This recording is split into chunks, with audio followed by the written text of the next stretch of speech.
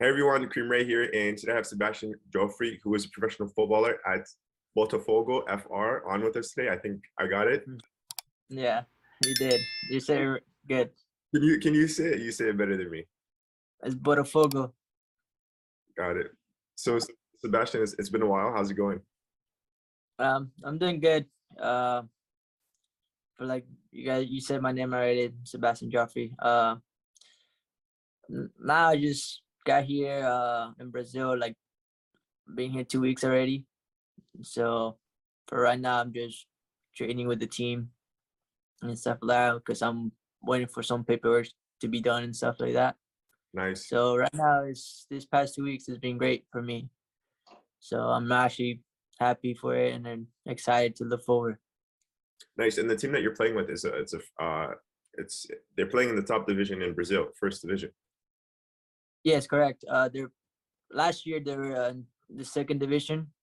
So this year they got promoted. So now they're playing the top tier in Brazil. So it's called the Brasileiro first division. Nice. That's a huge accomplishment. Again, Yeah. congratulations. I just want to dive into our history just a little bit. I mean, obviously we haven't known each other for a long period of time, but I met you down in Florida, Naples, um, before you got signed to Crystal Palace with Naples United FC. So, Sebastian, just share your experience at Naples a little bit, and then how you got over to Crystal Palace. Yes, of course. Like you said, like we didn't talk much and stuff like that because like you were new to the team and stuff like that in the city, and I was also like new to the team of Naples United, so as well. So it was like probably my first year. I was like training with them, and how I got to the Palace thing. It was like a connection that I had from like I'll say like 4, 5 years ago. Is because when I was younger, when I was 17, I had to move from Naples to uh Palm City. It's like a town like 2 hours and a half from Naples. So I had to make a move over there because the club that was over there was called FC Florida. So from there, I know the coach, and then also know like the owner of the club. So the connection was like from the owners of the clubs. That's how I got to Crystal Palace, and then they had a tryout for me as to Palace, which is a great opportunity for me because like I was like just playing in the UPSL. So that meant a lot for me, for like the people again to give me another chance to see like my talent and stuff like that, to show my talent and actually in the Premier League, because it's like everybody knows like how tough it is to go over there or just to watch games. So the opportunity came out like that because I know the connection from Palace, like I know the owner. So that's how I started from Palace, and then now I'm just here. Nice. Can you share that experience a little bit? So how long were the trial? Like, how long were the trials? You're in England. What was your first time in England? Just tell us a little bit about it. Yes, of course I will. My first time in England was like kind of like shock for me because I'm like I couldn't believe it. I'm just like going to England for a tryout for Crystal Palace, a Premier League team. So I was a little bit like kind of shy and like shocked as well because I was going to a big club, like the Premier League in England. And my first time it was like the players I introduced myself to the players, and the players were really nice about it. They welcomed me into the tryout, which was I was for 2 months for tryouts. So they still had to evaluate me for like every week.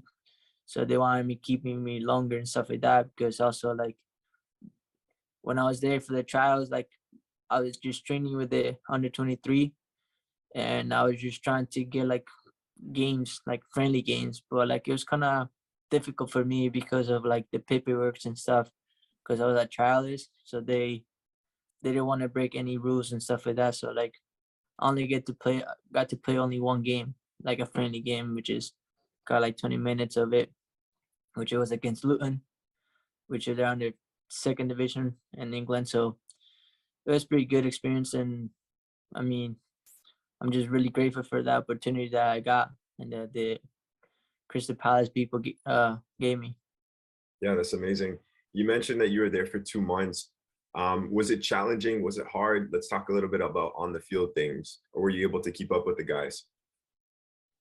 Yes, actually, it's really intense.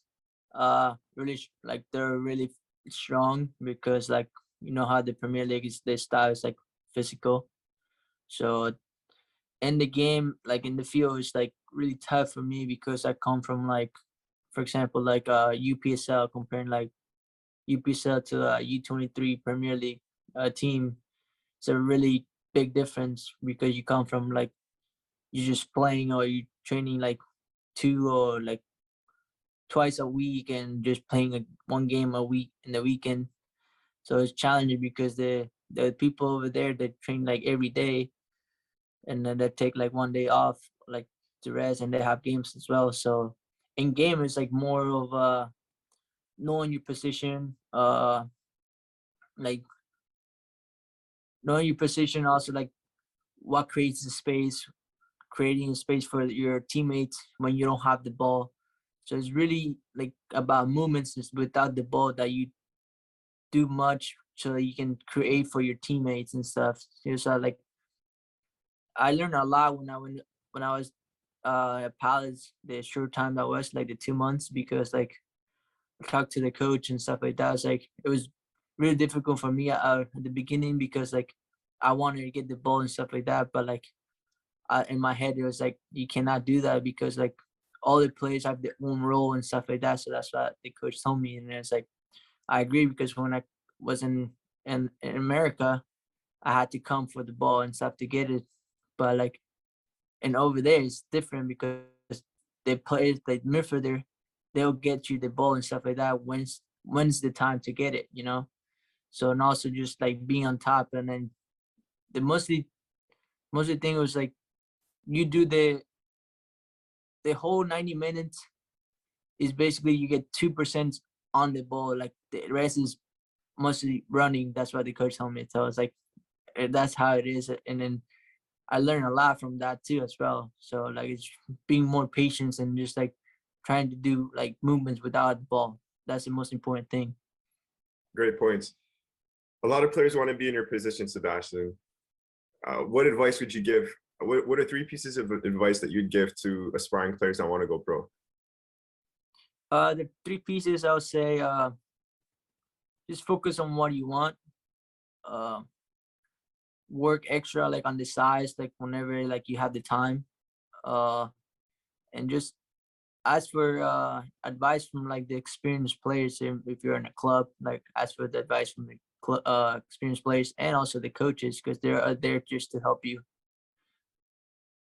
Got it. Great tips. What's the best piece of advice that you've received? The best piece of uh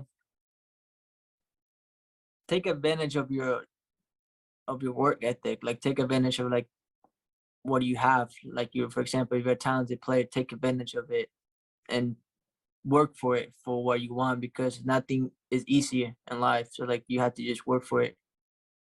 100%. So just switching gears here, how did you feel when you signed your first professional contract? I don't think Brazil is your first professional contract. I think it was before with Orlando, if I remember correctly. Yes, correct. My first contract was with Orlando CDB. Uh, it's when I was in college before that. So Orlando was even tracking me like since I was younger, from like when I was like 16, 17. They want me to go there to their academies and stuff when I had to move from Naples to Palm City to the other club, the FC Flora. Um, I played college for like half semester and I was scoring goals, and then my team went to the national tournament as well. So that's how they also saw me, Orlando City. And then I signed my first contract with them. So like that's pretty exciting.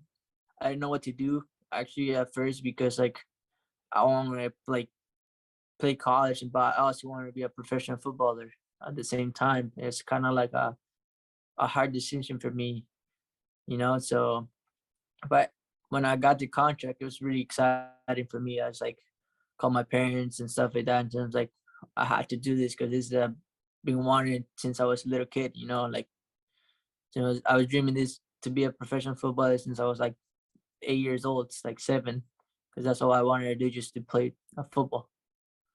Nice. Where are you from, Sebastian? What's your background? I'm from Bolivia.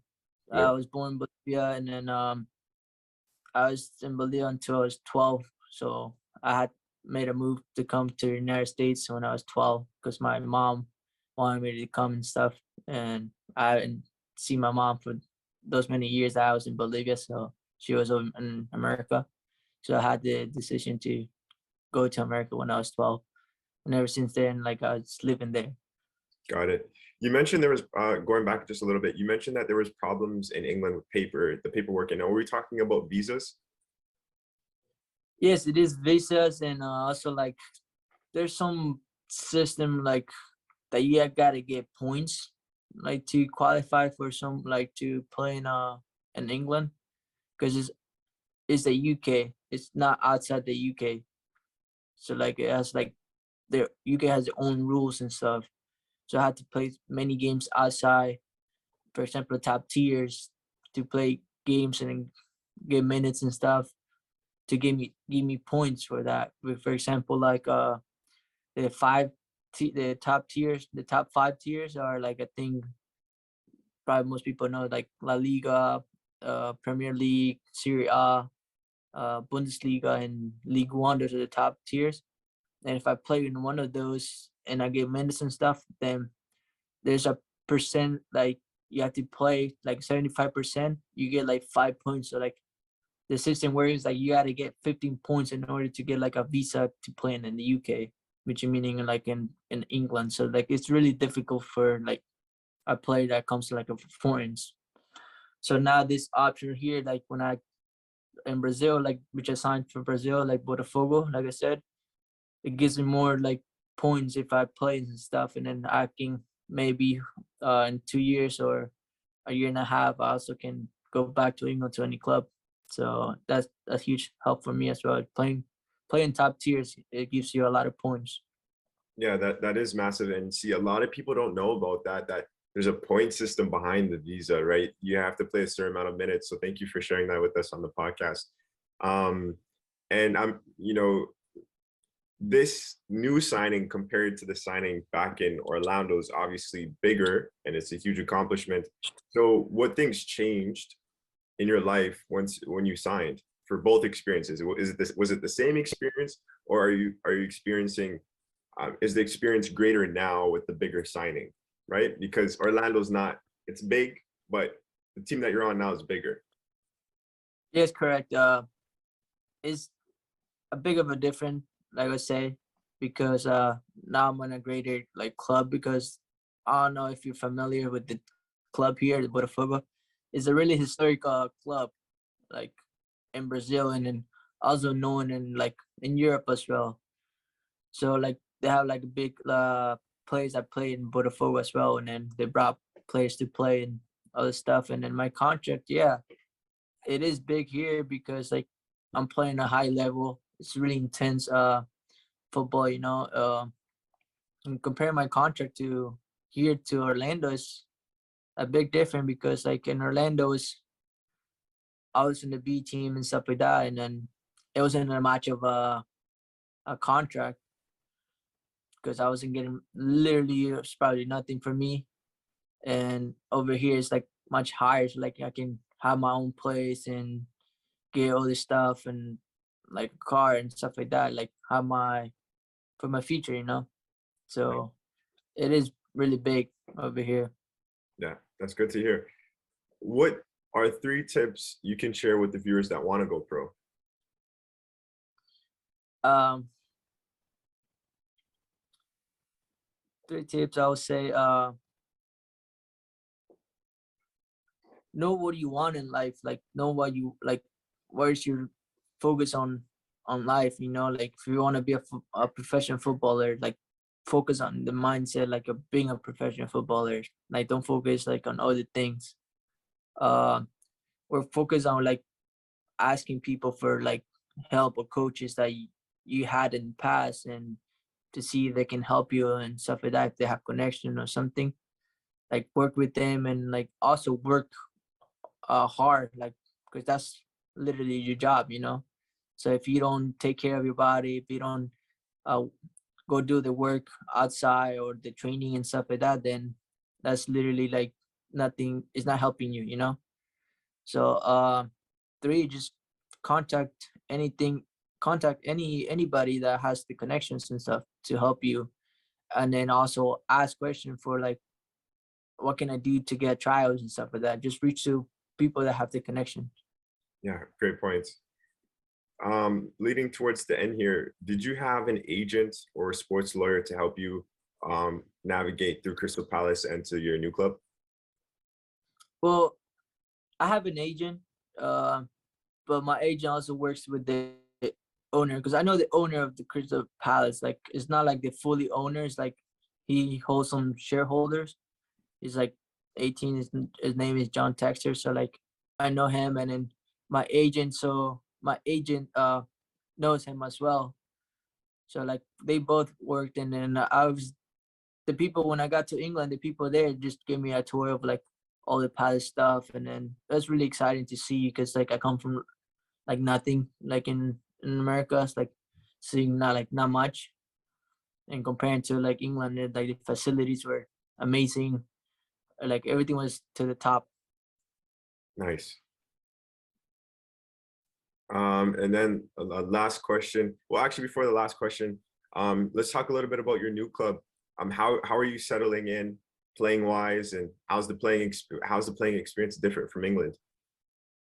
Uh, right now, like I said earlier in the video, uh, I'm just training right now with the team, because I'm waiting for my visa and stuff. So like it's really hard for me to like say something about like the games and stuff. But like people probably know about like how like South America is like play. It's like really physical. So like, it's like tough. Like uh, but compared to England, I would say it's a really different style, because like here's it's physical, but like England is physical but more tactical than here. And then some other stuff that they have in England is, I'll say, I think is better than here. Like meaning like the some facilities and stuff. Mm. So I'll say that's pretty much the things that they have in difference England to Brazil. And also like for right now, like we don't do much gyms and stuff compared to England. So Mm. like I'm seeing, because also like this season, like it just started like last week. So we don't do much in, because we have games like close to each other. Like for example, Sunday, and then today we have the cup game, in the Brazil Cup game, just tonight, and we have game Sunday. So like they prioritize like the timing that they have to like have the players rest and stuff for a bit. So, but how I'm getting into the team is I'm actually really excited and happy to get the experience with the team and stuff like that, because we also have a great coach. His name is Luis Castro. Like he's really intense in practice. He demands a lot. So like everybody in the team is really happy with like how things are going, and even the people are like are welcoming me and stuff like that, and anybody that comes in. It's good to hear. And diving into our last question, Sebastian, what's your most memorable soccer moment in your life? Uh,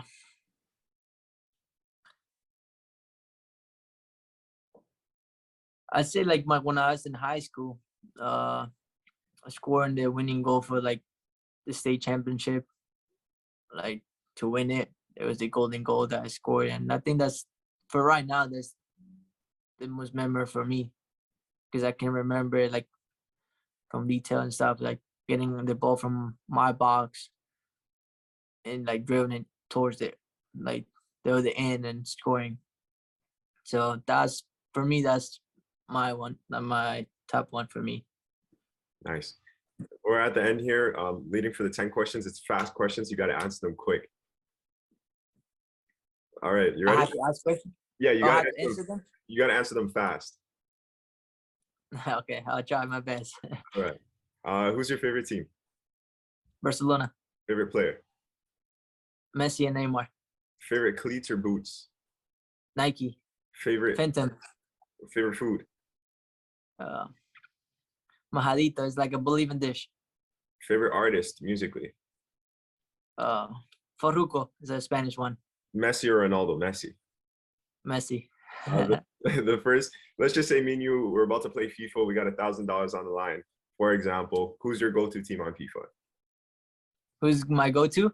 Yeah. Messi. No, your team, your go-to team on FIFA. Up to pick Yeah. Barcelona. Would you rather score 2 goals in a game or 1 goal and 1 assist? 2 goals.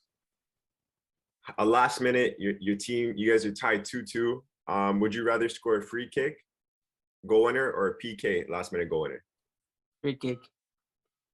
And the last one, if you were a coach and you were able to sub in any player in history, dead or alive, who would it be? Messi.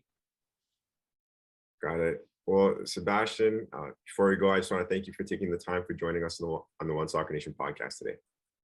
Thank you very much for the interview and having me on the podcast. I'm really grateful to be in it, and hopefully everything's good.